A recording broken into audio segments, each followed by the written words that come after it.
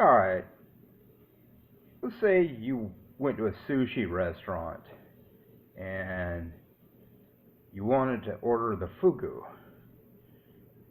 Fugu is a very poisonous Japanese pufferfish, and only certain chefs can prepare this fugu because the gallbladder itself, the gall fluids from the pufferfish of the fugu, are poisonous and they can kill you in like 24 hours. So if you eat fugu, you have to really find a chef who knows what he or she's doing when they prepare your fugu, and they make sushi out of it.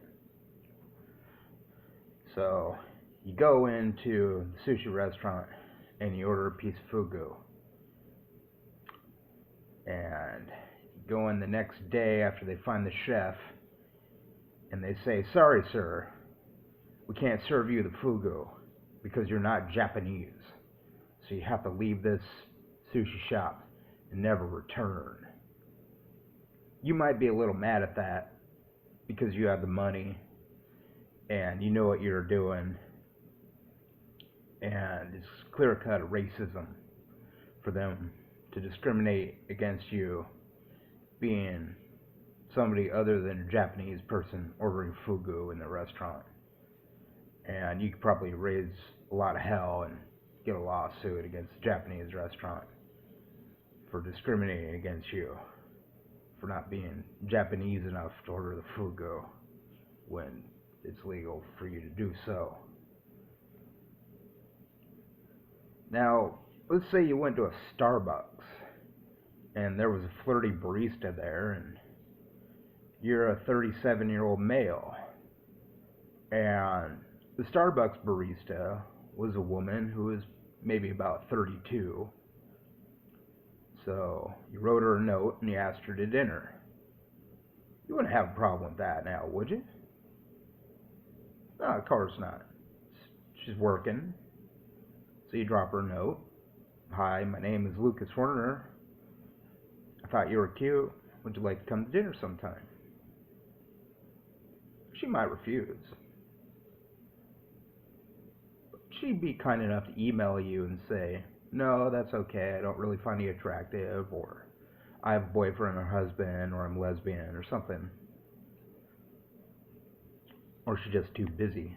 But she'd probably write you and say no politely. Okay. Or she'd accept, and then you go have dinner. But you probably wouldn't get kicked out of Starbucks. You're just a normal 37-year-old male, and you hit on a female barista that's maybe 32 years old and ask her to dinner. Normal behavior, polite, not interrupting her work schedule. You're just two human beings. You're a guy, you ask her out. She either refuses or doesn't. Either way, you can go back to Starbucks the next day and eat your little, vinegar and sea salt chips and drink your mocha hot chocolate.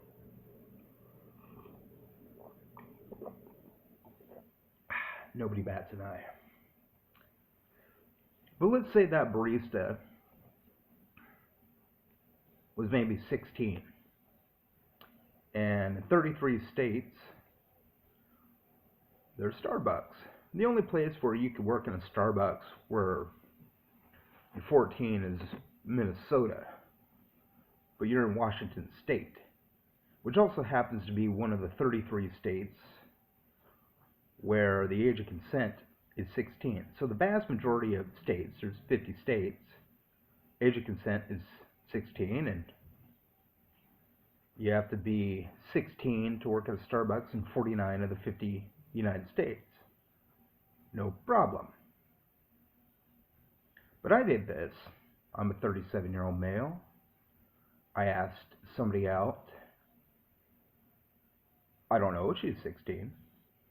I know that legally, if she is 16, I could ask her out. She may have been 18. She may have had a tattoo. I don't know.